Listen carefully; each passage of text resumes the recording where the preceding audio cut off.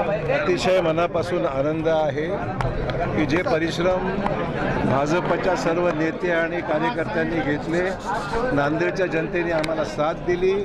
सगळ्यात महत्त्वाचं म्हणजे विकसित भारताची कल्पना जी देशाचे यशस्वी पंतप्रधान मोदी साहेबांची आणि देवेंद्र फडणवीस साहेबांनी ज्या पद्धतीने राज्यामध्ये संघटनात्मकदृष्ट्या लक्ष दिलं, रवींद्र चव्हाणांची साथ चांगली मिळाली आणि राज्यामध्ये मोदी साहेबांचं स्वप्न साकार करण्याकरता विकसित नांदेडचा रोडमॅप जो आम्ही तयार केलेला आहे त्याला लोकांनी शिक्कामोर्तब करून आगामी पुढील 5 वर्षाची पायाभरणी करण्याकरता आम्हाला बहुमत दिलेलं आहे आणि आम्ही त्याची पूर्तता संकल्पनाम्याप्रमाणे करणार आहोत.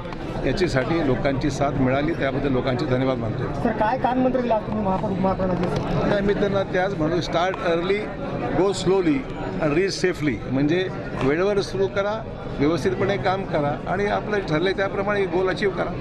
सर, फॉर्म्युला काय ठरला? 2.5 वर्षात 6 वर्षाचा? नाही, असंच आम्ही ठरवलं आहे की 5 वर्षामध्ये किमान 4 महापौरांना संधी द्यावी असा प्रकारचा आमचा प्रयत्न आहे. चर्चा आम्हाला करायची आहे आमच्या कोर ग्रुपमध्ये, परंतु सर्वांना संधी द्यावी असा प्रकारचा प्रयत्न आमचा राहणार आहे. चंद्रपूरमध्ये चमत्कार घडलेला आहे. भाजपनं ऐन वेळेला भाकरी फिरवत तिथं महापौरपद मिळवलेलं आहे. काँग्रेसला धक्का बसलेला आहे तिथे. असं आहे की काँग्रेसकडे दुर्दैवाने दिशा नाही, नेतृत्व नाही आहे आणि त्यामुळे आलेली सत्तासुद्धा हातात घालून बसलेली आहे. अशा प्रकारची परिस्थिती संपूर्ण राज्यामध्ये आहे. कुठेच महापालिकेमध्ये जिल्हा परिषदमध्ये सत्ता ही काँग्रेसची येत नाही असं चित्र आहे आणि त्यामुळे मला वाटतं लोकांचा कौल स्पष्ट आहे. जनमताचा कौल हा भाजपच्या बाजूने आहे. सर, हिंदी में बताइए, पहली बार महापालिकेच्या अनुषंगाने 740 कोटीचा बोजा आहे महापालिकेवर. दुसरीकडं भरती प्रक्रिया रखडलेली आहे, बिंदू नामवादी मंजूर झालेली नाही. त्याच्यामुळे मोठ्या प्रमाणात कसा मला या सगळ्या गोष्टीची अजून माहिती घ्यावी लागणार आहे.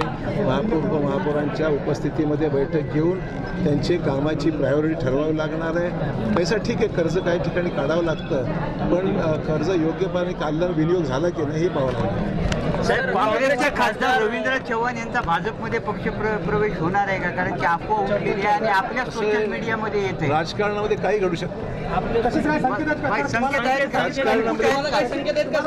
काही अशक्य नाही राजकारणामध्ये. मी काय सांगितलं, राजकारणामध्ये काही अशक्य नाही. Thank you sir.